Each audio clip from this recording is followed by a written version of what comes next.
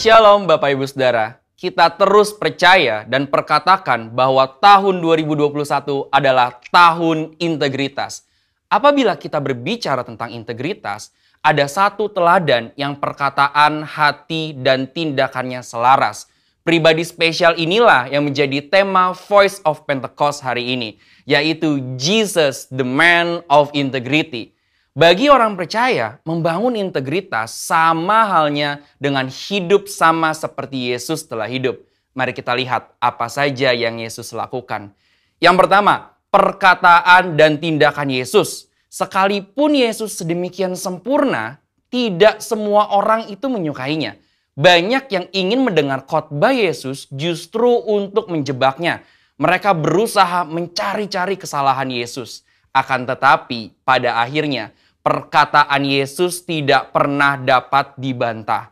Mengapa demikian? Karena Yesus selalu mempraktekkan apa yang ia katakan. Yesus tidak hanya jago khotbah, tetapi dia melakukan dan menghidupi firman. Dalam Matius 23 ayat 3, Yesus menyindir ahli-ahli Taurat dengan mengatakan kepada orang banyak, "Sebab itu, turutilah dan lakukanlah segala sesuatu yang mereka ajarkan kepadamu. Tetapi janganlah kamu turuti perbuatan-perbuatan mereka, karena mereka mengajarnya tetapi tidak melakukannya." Yang kedua, sumber perkataan dan tindakan Yesus. Dalam Yohanes 12 ayat 49, Yesus mengatakan demikian, "Sebab aku berkata-kata bukan dari diriku sendiri, tetapi Bapa yang mengutus aku. Dialah yang memerintahkan aku untuk mengatakan apa yang harus aku katakan dan aku sampaikan." Selama hidupnya di bumi, Yesus tidak pernah mengatakan sesuatu dari dirinya sendiri. Ia sungguh-sungguh memastikan bahwa semua perkataan dan tindakannya itu bersumber dari Bapa. Dia tidak mengatakan sesuatu untuk kepentingannya pribadi, tetapi untuk kerajaan Allah. Yesus juga selalu memastikan bahwa semua yang dia lakukan sesuai dengan kehendak Bapa. Dengan cara demikian, Yesus sungguh-sungguh menjaga integritasnya. Yang ketiga, aplikasi perkataan dan tindakan Yesus. Kita sudah melihat bagaimana Yesus sungguh-sungguh menjadi man of integrity. Di dalam Alkitab, ada beberapa tindakan Yesus dalam mengaplikasikan kehidupan yang berintegritas. Pertama, ketika menghadapi pencobaan, Yesus menolak untuk mengubah batu menjadi roti. Bukan masalah sanggup atau tidak sanggup, tetapi karena ini adalah rencana iblis. Ingat saudara, Yesus hanya mau melakukan kehendak Bapa. Kedua, menghadapi yang membutuhkan. Yesus tidak membeda-bedakan orang ketika memberikan pertolongan. Ketika ada seorang perempuan non-Yahudi yang memohon dengan sangat agar anaknya disembuhkan, Yesus tetap memberi pertolongan. Ketiga, menghadapi yang menjebak. Sepanjang perjalanan pelayanan Yesus sering dibanjiri dengan pertanyaan-pertanyaan jebakan. Tetapi Yesus selalu dapat menjawab dengan sangat tepat. Hal ini terjadi karena Yesus sungguh-sungguh berkata-kata hanya dari Bapa. Keempat, menghadapi yang berdosa. Ketika Yesus disalib, ia masih sempat berdoa dengan tulus kepada Bapa, sesuai dengan apa yang dia ajarkan selama ini mengenai pengampunan. Doanya, "Ya Bapa, ampunilah mereka sebab mereka tidak tahu apa yang mereka perbuat."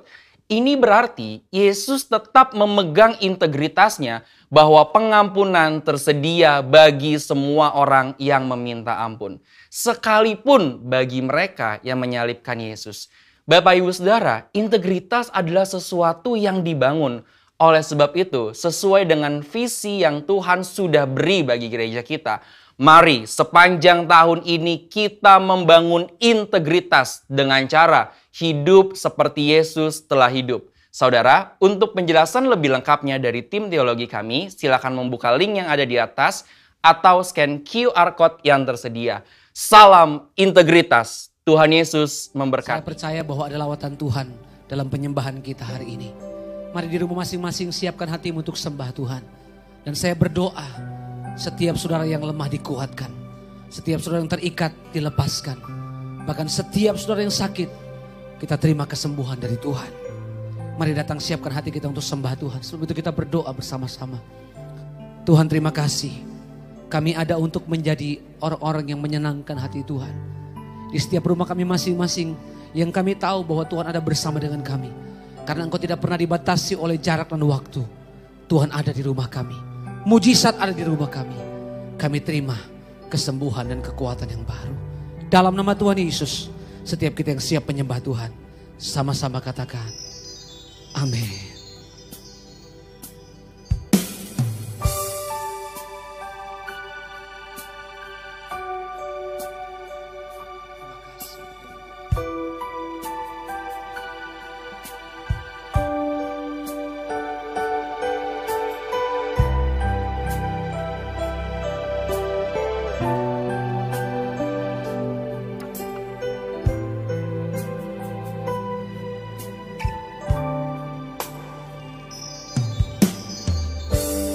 Ku hidup karena anugerah-Mu,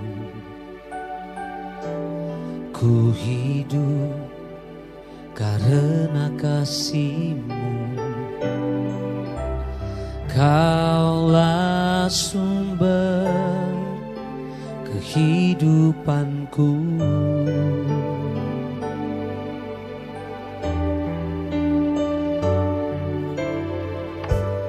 Ku hidup untuk menyembah-Mu.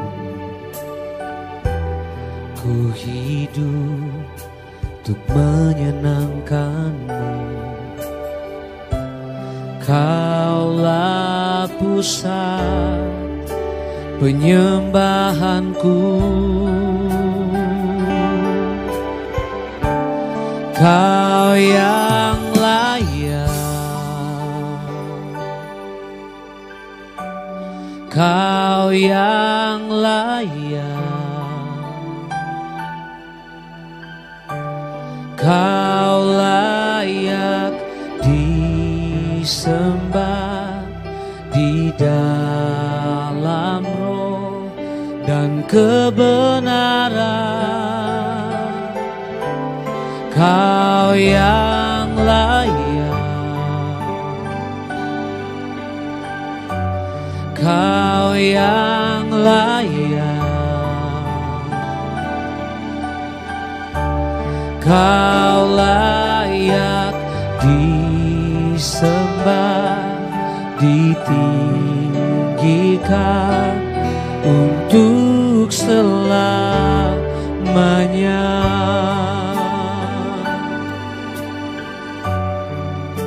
Kami datang menyembah-Mu ya Tuhan. Sebab Engkau layak terima pujian penyembahan kami.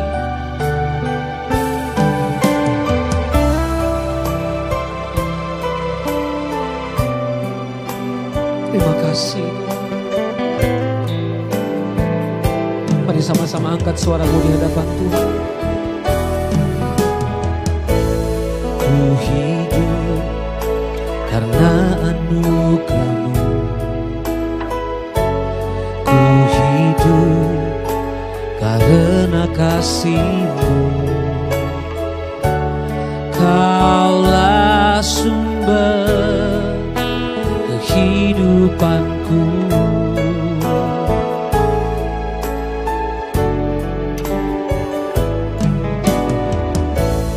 Ku hidup untuk menyembah-Mu. Ku hidup untuk menyenangkan-Mu. Kaulah pusat penyembahanku. Kau yang layak, Kau yang layak, Kau layak disembah di dalam roh dan kebenaran. Kau yang layak, Kau yang layak,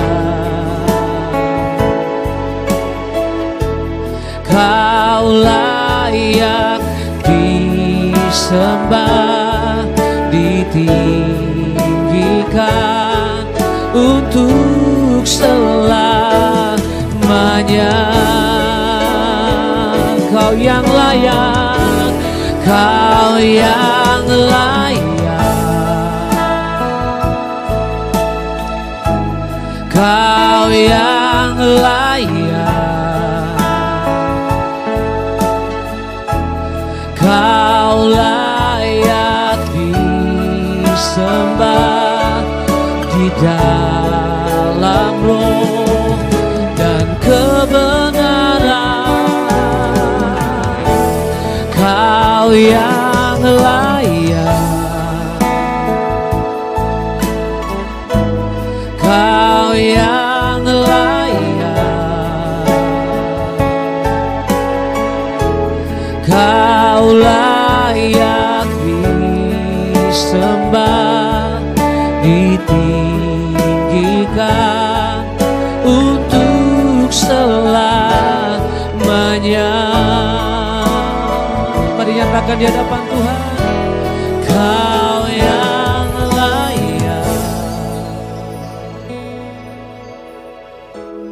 Kau yang layak, Kau layak disembah, Kau layak disembah di dalam roh dan kebenaran.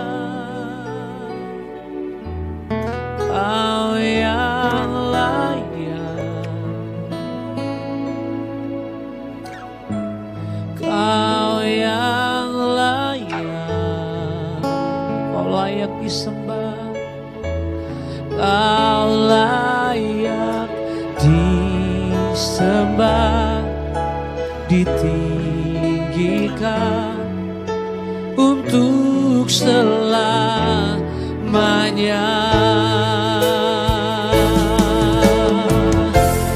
Kau yang layak, Kau yang layak, Kau layak disembah di dalam roh dan kebenaran. Kau yang layak, Kau yang layak, Kau layak disembah, ditinggikan untuk selamanya. Kau yang layak, Kau yang layak, Kau yang layak, Kau layak disembah di dalam roh dan kebenaran. Kau yang layak, Kau yang layak, Kau layak disembah, ditinggikan untuk selamanya.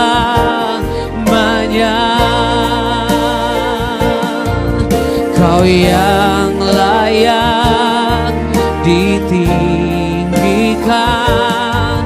Kau yang layak ditinggikan, Kau yang layak ditinggikan untuk selamanya.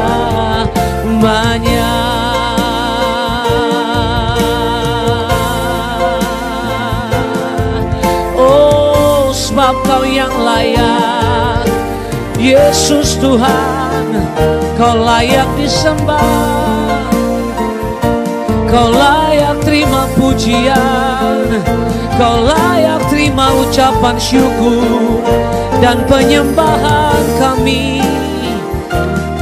Mari sembah Dia, Lord, I will worship You. Oh, kami percaya Engkau ada di tengah kami Tuhan. Nyatakan kasih-Mu, nyatakan kuasa-Mu. Engkau yang disembah, yang ditinggikan selama-lamanya. Ya rabata kararabaralaba ya ramasyantarabaralabaralabaralabaralaba. Mari angkat suaramu sembah Tuhan. Engkau ada di tengah-tengah ucapan syukur dan penyembahan kami. Oh, I will worship You Lord. Haleluya. Engkau layak, Engkau layak terima sembah kami. Ya takaraba takaraba ya ralabaralabaralabaralaba. Ya rabasyata karalabaralabaralabaralabaralabo. Yesus Tuhan, bagimu segala pujian, bagimu segala penghormatan, bagimu segala pengagungan. Oh, ya rapata karada bayarala bayarada barala barala barala barala barala. Ya rabata karala barala barala barala barala.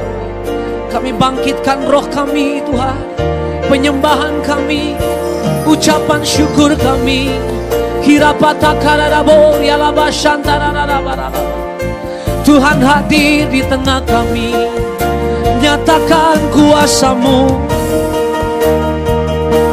Oh, ini kami umat-Mu ya Tuhan, ini kami penyembah-Mu, datang menyembah-Mu, meninggikan nama-Mu Yesus Tuhan. Oh, hiarabata karalabaralabaralabaralabaralabarala. Hiarabata karalabaralabaralabaralabarala. Hirabata karalabaralabaralabaralabu. Hinamasandaralabaralaba. Shata karalabaralabaralabaralabarala. Oh Yesus Tuhan, ku datang menyembah-Mu. Kami tahu Engkau hadir di rumah kami. Kami tahu mujizat-Mu ada di rumahku. Dimanapun kami ada, Tuhan sanggup memulihkan, Tuhan sanggup menyembuhkan, Tuhan sanggup membebaskan. Hirapata kararaba shantaralabaralabaralabaralabarala. Kirapasandaralabo yalabaralaba. Kirabata kararabaralabaralabarala. Kirabata kararabaralabaralabarala. Shete kararaba yararabaralaba. Sebab Engkau ada, sebab Engkau hadir di tengah penyembahan umat-Mu. Kami datang menyembah-Mu, kami naikkan syukur kami, sebab Engkau hadir, sebab Engkau ada di tengah kami. Mari naikkan ucapan syukur-Mu. Terima kasih. Oh, Kau Tuhan dahsyat. Kiara baba baba takar. Kira patakara raba ya rabo ya rabase. Oh, haleluya. Kiara baba baba baba takara raba. Kau sanggup, Kau sanggup, Kau sanggup memulihkan. Kami panggil nama-Mu Yesus Tuhan.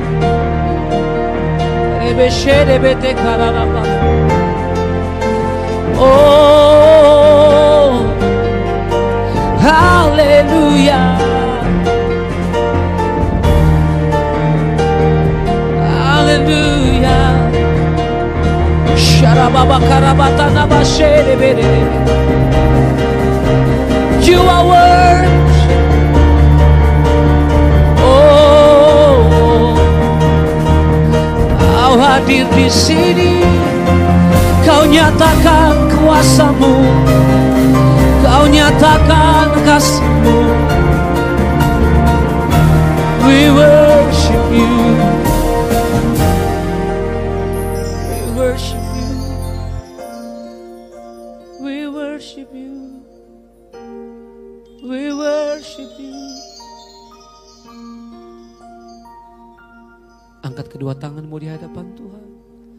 Kemuliaan-Mu datanglah,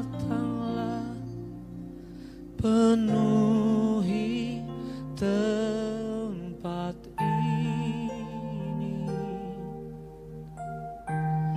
bersemayam di tahta-Mu, ya Allah mulia. Kerajaan-Mu datanglah di bumi seperti di surga. Lawatlah Tuhan, kami rindukan kemuliaan-Mu datanglah. Kemuliaan-Mu datanglah, penuhi tempat ini,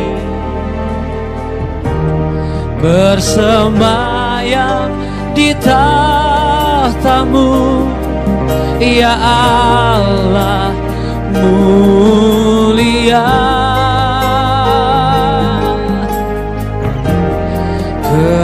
Kerajaan-Mu datanglah di bumi seperti di surga. Lawatlah Tuhan, kami rindukan kemuliaan-Mu datanglah. Kemuliaan-Mu datanglah, penuhi tempat ini. Katakan bersemayam, bersemayam di tahta-Mu, ya Allah mulia.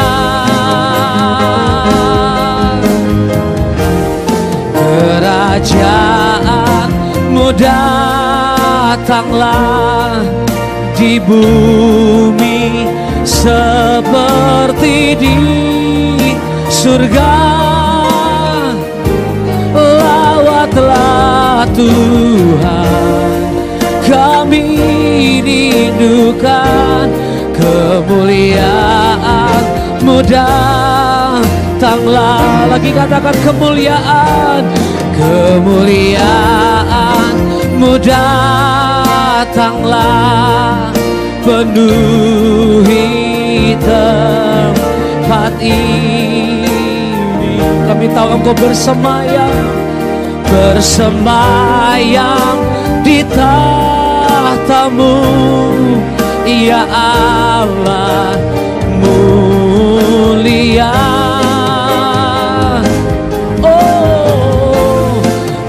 Kerajaan-Mu datanglah di bumi seperti di surga.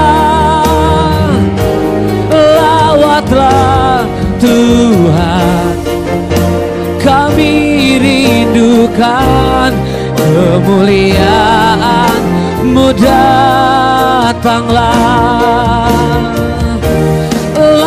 lawatlah Tuhan, kami rindukan kemuliaan-Mu datanglah. Lawatlah Tuhan, kami rindukan kemuliaan-Mu datanglah.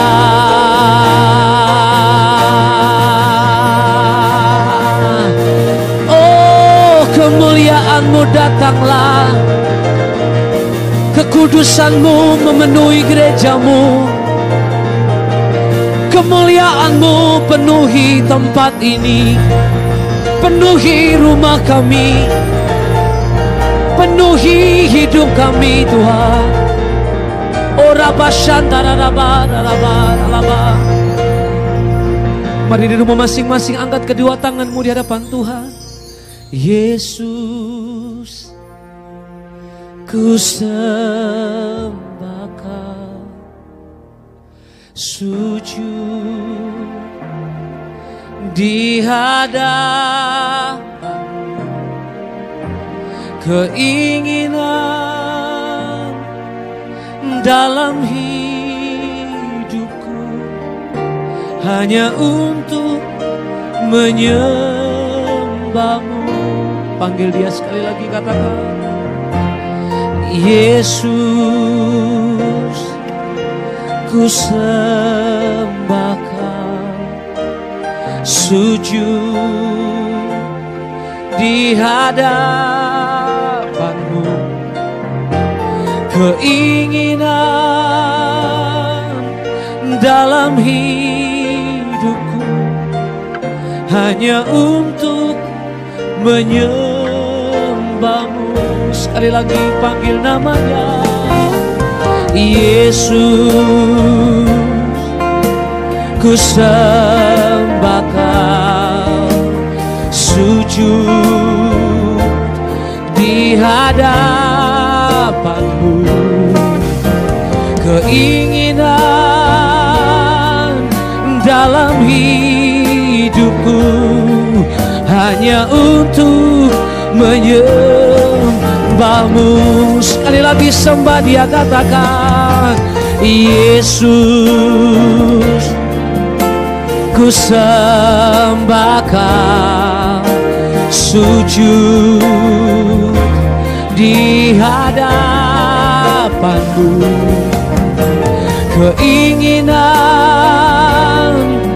dalam hidupku hanya untuk menyembah-Mu, keinginan dalam hidupku hanya untuk menyembah-Mu. Lagi katakan, keinginan dalam hidupku hanya untuk menyembah-Mu.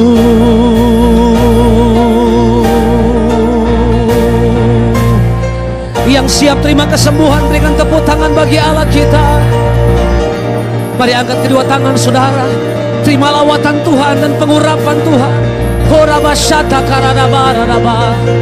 Aku percaya Tuhanku ajaib, Kau turun tangan memulihkanku.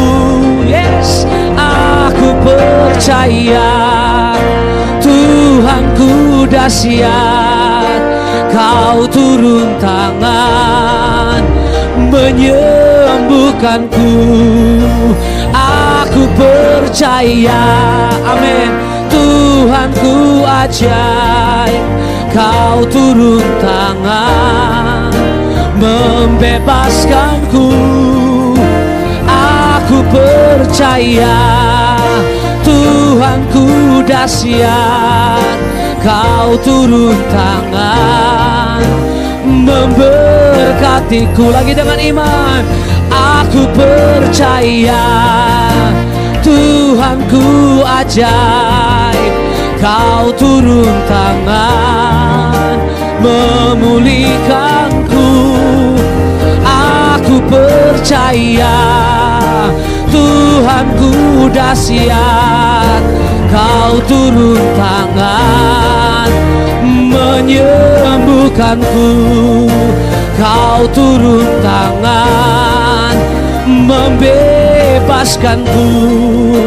Kau turun tangan memberkatiku. Tepuk tangan lebih meriah lagi bagi Allah kita.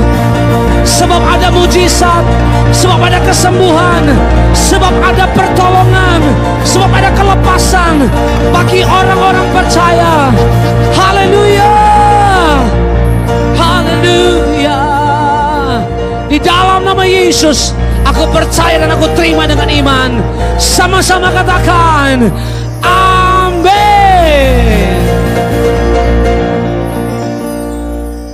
Shalom, jumpa lagi dengan saya Abraham Irwan Santoso. Bagaimana kabar saudara semua? Saya harap semua dalam keadaan baik, karena setiap orang percaya adalah milik Kristus. Tentu Tuhan akan menyertai setiap kita sebagai orang-orang percaya yang mengandalkan Tuhan dan berpegang pada janji-janji Tuhan. Saudara, tema hari ini adalah jangan mencobai Allah. Kita mengambil firman Tuhan pada hari ini, kita ambil dari Matius 4 ayat 7. Demikian firman Tuhan. Yesus berkata kepadanya, ada pula tertulis, janganlah engkau mencobai Tuhan Allahmu. Wow. Saudara, Yesus sedang berkata kepada iblis. Pada saat Yesus dibawa oleh Roh Allah ke padang gurun, di mana dia harus dicobai, diizinkan Tuhan dicobai. Yesus berkata kepada iblis, janganlah engkau mencobai Tuhan Allah. Saudara, ayat ini menceritakan tentang ada 3 pribadi. Yang pertama, Allah Bapa. Yang kedua, Yesus. Yang ketiga adalah iblis. Saudara, diawali dengan Allah, yaitu Roh Kudus, membawa Yesus ke padang gurun. Tujuannya jelas, agar Yesus diizinkan Bapa untuk dicobai oleh iblis. Saya pelajari ada 4 hal yang dapat kita pelajari dari ayat ini. Yang pertama, Allah mengizinkan Yesus dicobai oleh iblis. Matius 4 ayat 1 mengatakan, maka Yesus dibawa oleh Roh ke padang gurun untuk dicobai iblis. Dengan kata lain saudara, pencobaan dapat terjadi jika Allah mengizinkan. Katakan amin. Dalam Yakobus 1 ayat 13, demikian firman Tuhan mengatakan, apabila seorang dicobai, janganlah ia berkata, pencobaan ini datang dari Allah. Sebab Allah tidak dapat dicobai oleh yang jahat, dan ia sendiri tidak mencobai siapapun. Jadi saya boleh simpulkan saudara, pada hari ini kita diingatkan Tuhan bahwa kontrol hidup kita, kontrol hidup manusia bukan ada di tangan manusia, juga bukan di tangan iblis, tetapi hanya ada di tangan Allah. Katakan amin. Yang kedua, iblis mencoba Yesus. Sekalipun ia tahu Yesus adalah putra Allah, tetapi ia tetap mencobainya. Jelas sekali saudara, terlihat suatu sifat dasar dari iblis adalah si pencoba. Ia tidak peduli kepada siapapun.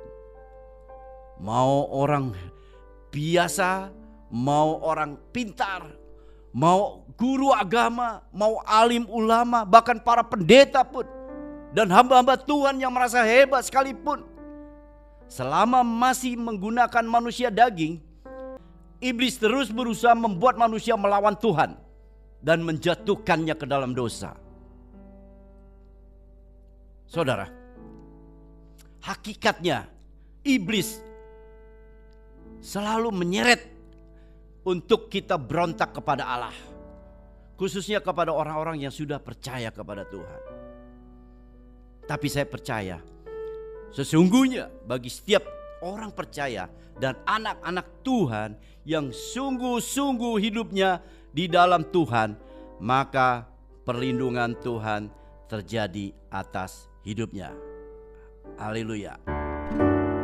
Kami perlukan keajaiban-Mu, kami butuhkan sentuhan tangan-Mu, kami tak dapat jalan sendiri, kami butuh Kau Tuhan.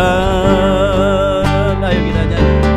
Kami perlukan keajaiban-Mu, kami butuhkan sentuhan tangan-Mu, kami tak dapat jalan sendiri, kami perlu Kau Tuhan, kami perlu Kau Tuhan. Saudara, bagi orang-orang yang tidak hidup di dalam Tuhan dan masih hidup di dalam daging, dengan sangat mudahnya iblis menyeret dan menjatuhkan kita ke dalam jurang dosa. Iblis ingin sebuah manusia dan juga manusia Yesus Kristus yang pada waktu itu masih berada di dunia ini. Dia berusaha untuk menjatuhkan ke dalam dosa. Hari ini kita melihat, kita belajar ada perbedaan yang jelas antara maksud Allah dan maksud iblis di dalam hal mencobai. Allah mengizinkan kita dicobai agar kita semakin kuat dan semakin dewasa, serta tidak gampang jatuh ke dalam dosa. Katakan amin. Tetapi sebaliknya, iblis mencobai untuk menyeret kita ke dalam dosa dan membinasakan kita. Salah satu orang saleh yang diizinkan Tuhan untuk dicobai yaitu Ayub. Kita mengetahui bagaimana penderitaan yang dialami Ayub. Itu juga bukan penderitaan yang biasa-biasa, saudara. Tetapi Ayub tetap meresponi cobaan itu dengan benar. Di dalam Ayub 42 ayat 1 dan 2, demikian firman Tuhan. Maka jawab Ayub kepada Tuhan, aku tahu bahwa Engkau sanggup melakukan segala sesuatu dan tidak ada rencanamu yang gagal. Katakan amin. Saudara, meskipun penderitaan yang dialami Ayub secara materi dan secara tubuh jasmani juga mengalami sesuatu hal yang tidak enak. Termasuk seluruh anak-anaknya harus meninggal. Itu bukanlah suatu penderitaan yang biasa-biasa, saudara. Tetapi Ayub pada akhirnya tetap memelihara iman kepada Tuhan. Dan inilah yang membuat Tuhan melihat bahwa integritas Ayub membuat Tuhan memulihkan keadaan Ayub. Haleluya, amin. Saudara, Tuhan tidak pernah meninggalkan orang-orang yang percaya dan sungguh-sungguh serta taat dan setia kepadanya. Di dalam Ayub 42 ayat 10 mengatakan, lalu Tuhan memulihkan keadaan Ayub setelah ia meminta doa untuk sahabat-sahabatnya, dan Tuhan memberikan kepada Ayub 2 kali lipat dari segala kepunyaannya dahulu. Wow, haleluya. Jelas saudara, Tuhan yang sanggup melakukan segala perkara di dalam hidup kita. Usaha upaya kita tidak akan mampu dan tidak akan sanggup mengubah keadaan kalau Tuhan tidak mengizinkan. Jadi saudaraku, kita belajar bahwa semua hidup kita ada di tangan Tuhan. Ya, dan yang ketiga, di dalam ayat firman Tuhan Matius 4 ini kita belajar bahwa iblis mencobai Yesus bertujuan untuk mencobai Allah, dan itu Yesus tahu. Oleh sebab itu Yesus menentang akan hal itu.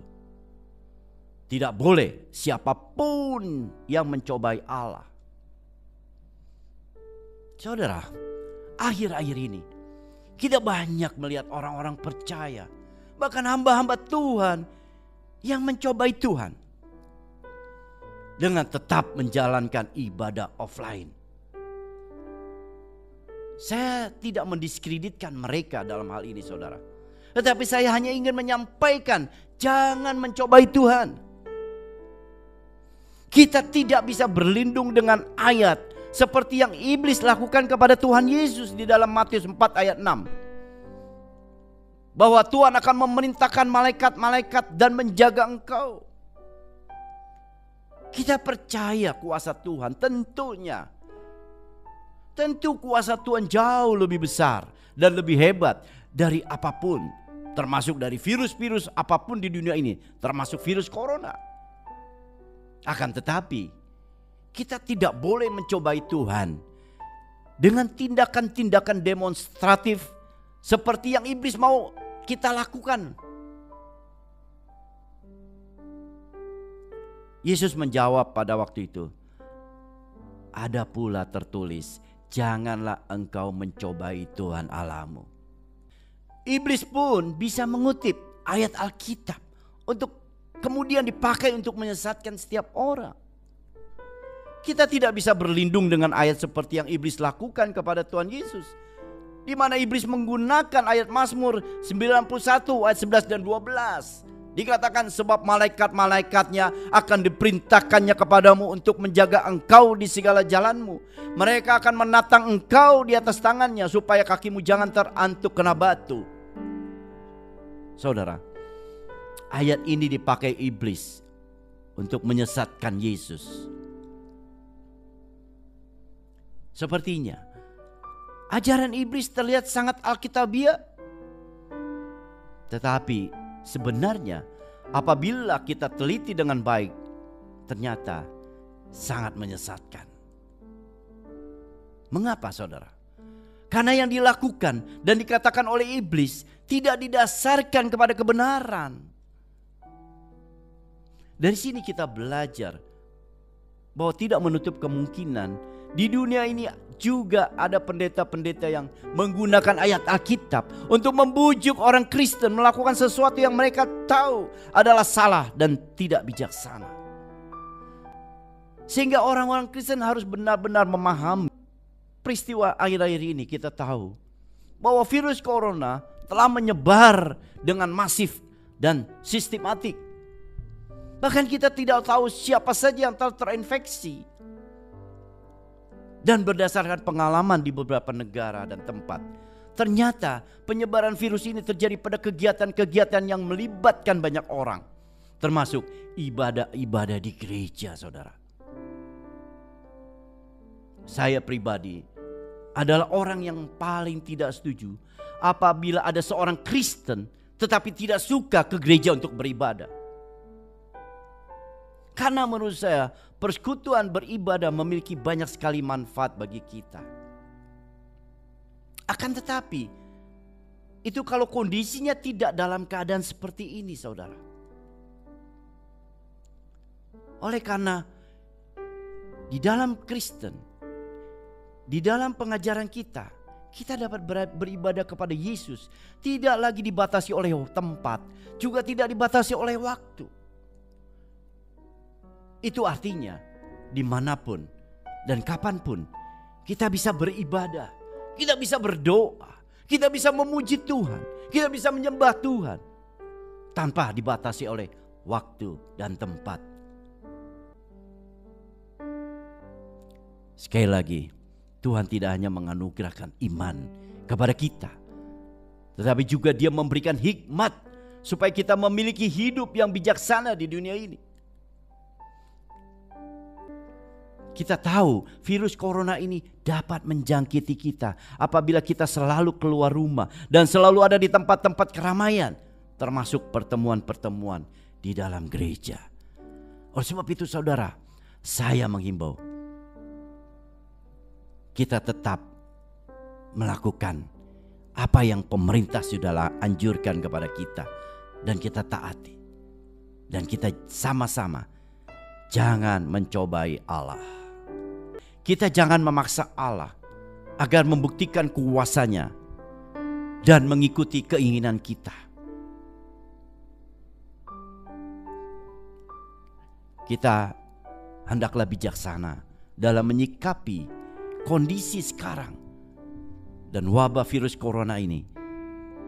Kita tidak perlu berkata-kata di atas mimbar bahwa Tuhan kita adalah Tuhan yang berkuasa untuk memproteksi kita dari virus.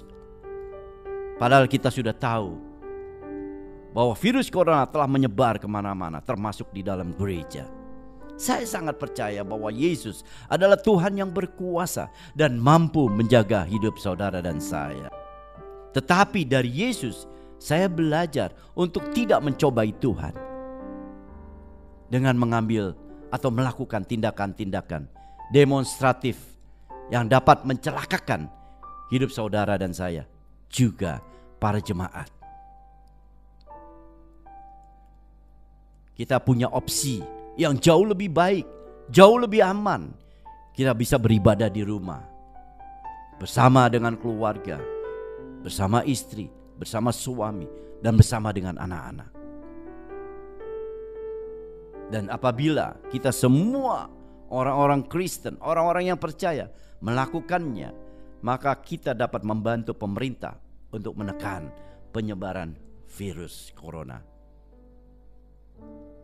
Dan sekali lagi, kita tetap berdoa agar virus corona ini segera berlalu dan kita kembali dapat beribadah sebagaimana biasanya.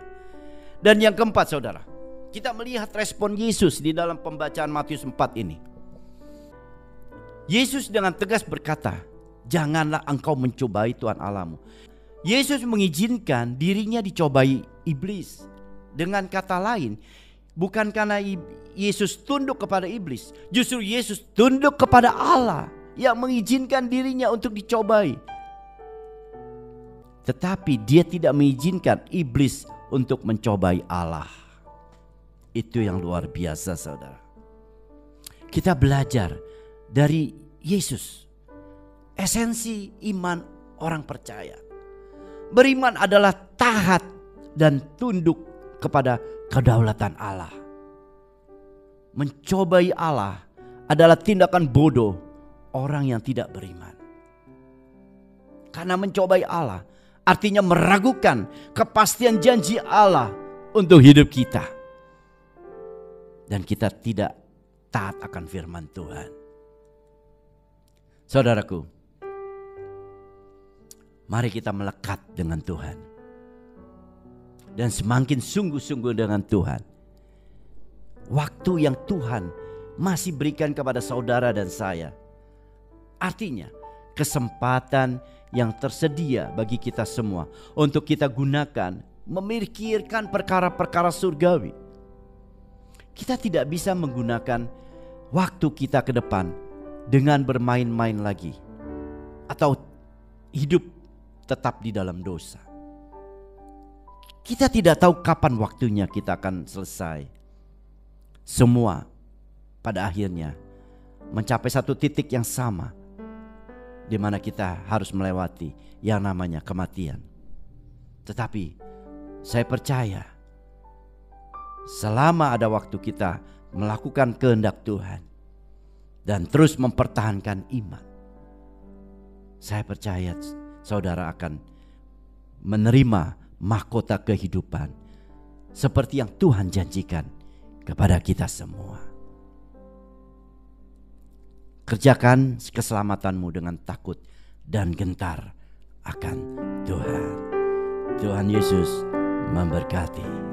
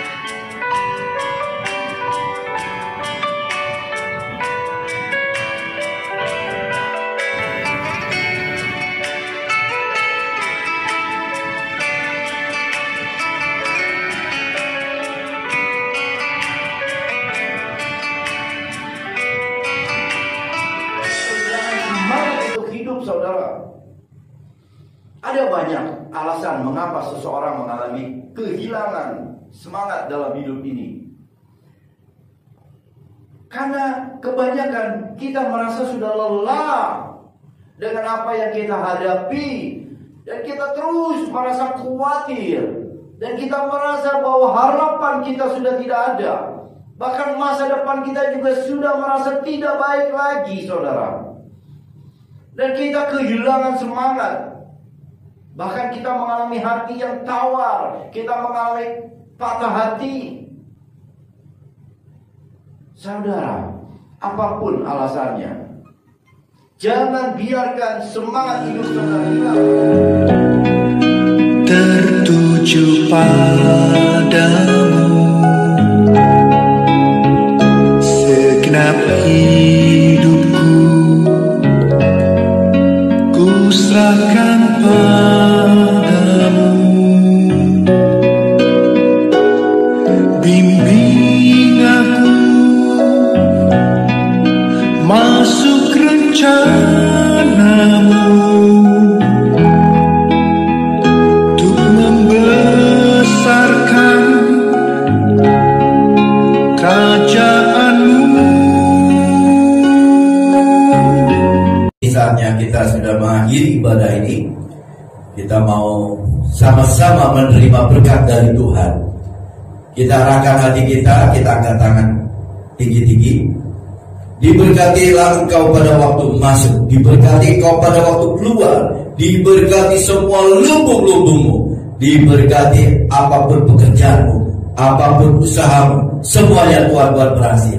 Terimalah berkat yang melimpah-limpah dari Allah Bapa, cinta kasih daripada Tuhan Yesus Kristus, penyertaan yang manis dengan Roh Kudus menyertai kita semua sampai Tuhan datang kedua kali menjemput kita di awan-awan yang berbaik.